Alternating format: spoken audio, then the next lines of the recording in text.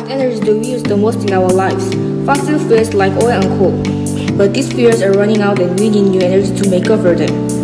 We will introduce the new energy. There are things that come to mind when you think of new energy. Wind power generation, hydropower generation. But these things don't use fossil fuel, but they have some problems. Let's first look at these energies. Let's look at wind power first. Wind power generation produces energy by converting the energy that the wind blows and turns the blade into electrical energy. It is installed on high mountains and coasts where wind blows a lot because it can produce energy when only the wind blows. But if you think about it again, if the wind rotates like this and the bird collides, the bird could die.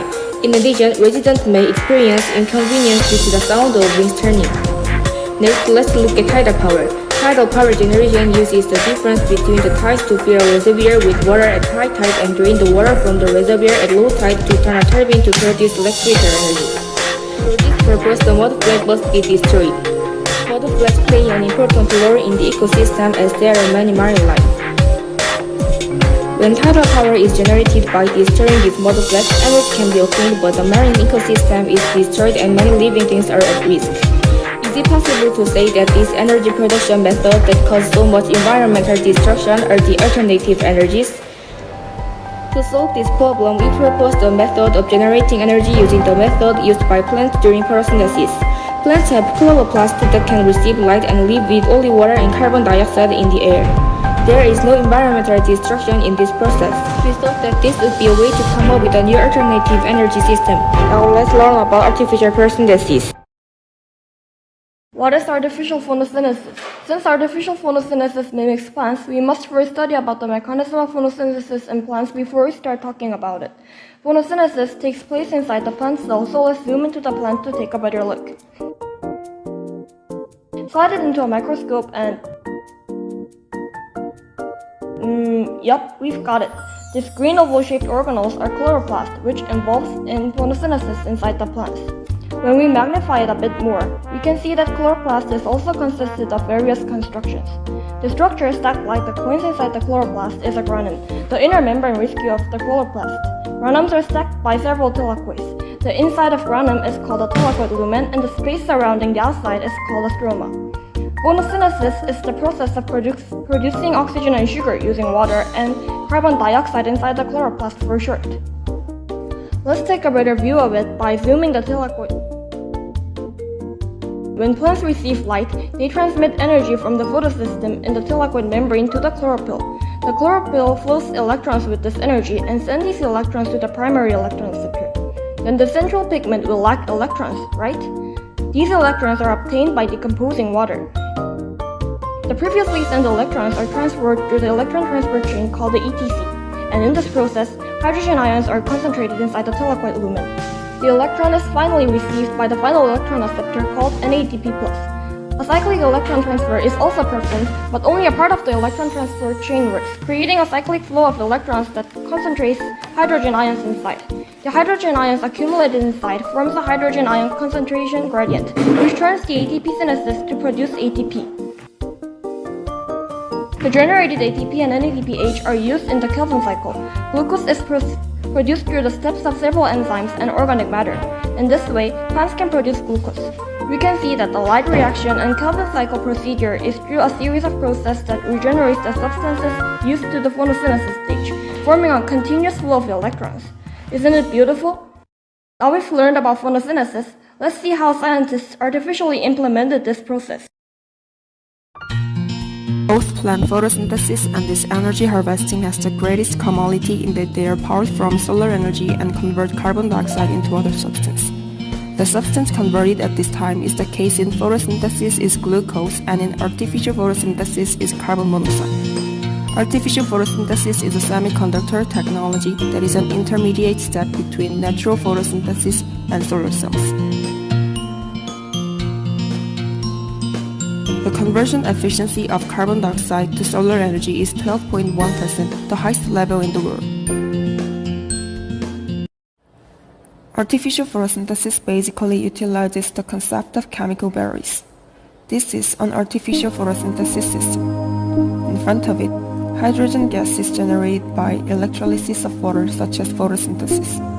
The current collector eliminates unnecessary chemical reactions by supplying electrons to the battery plate. So an electric current is generated. The Ti flow plate then collects, transfers the current after separating the hydrogen, oxygen, and cooling water. After going through Fe doped CO foam and AEM in sequence, it arrives at the core part of the battery GDL. This allows a smooth supply and delivery of reactant gases. Finally, carbon dioxide conversion occurs in the carbon flow plate to produce carbon monoxide.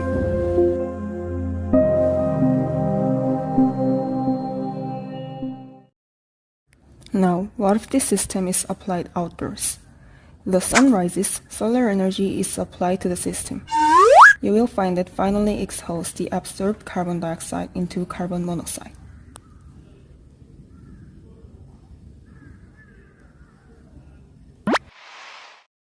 As a result, in the future, the concentration of carbon dioxide in the atmosphere will decrease. It may become a next-generation eco-friendly energy source. Then, what can we utilize it in other ways?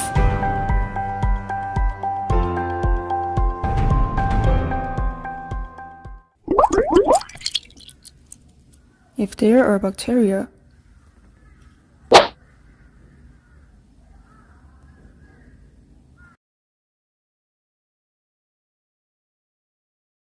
they react CO with H2 to produce butane and hexane.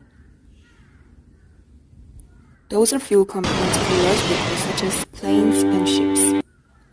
These leave a resistible carbon footprint, and artificial photosynthesis system technologies can be used to help reduce their carbon footprint. Let's look a little more closely at the cases. The first is food production. It converts water and carbon dioxide into acetate, thus increasing production efficiency. This case also shows the potential of indifference by winning the NASA Deep Space Food Challenge 1. The second is hydrogen production. In this case, the production efficiency reached up to 14%, and we succeeded in making a photoelectrochemical cell that splits water from a single semiconductor cell. However, since the lifespan of this was about 40 hours, economical mass production is not yet possible, but it will soon be in the future.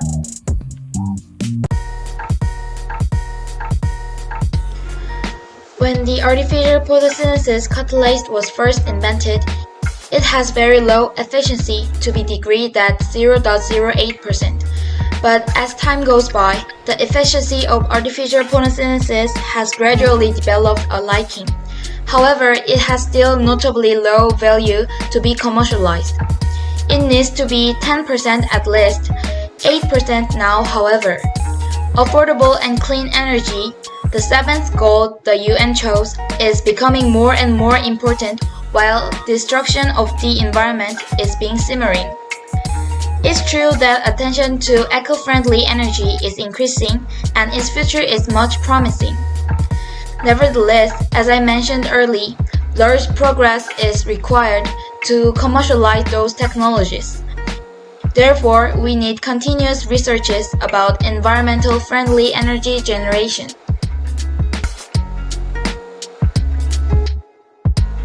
Thanks for watching our video. This video was made by Busan High School students Jang Won Young, So Hee, Chae Hyeon, and Seon Been. I hope you had a fun time with us. If you want to get more information about artificial photosynthesis, please check out the references in our ending credits. Good luck!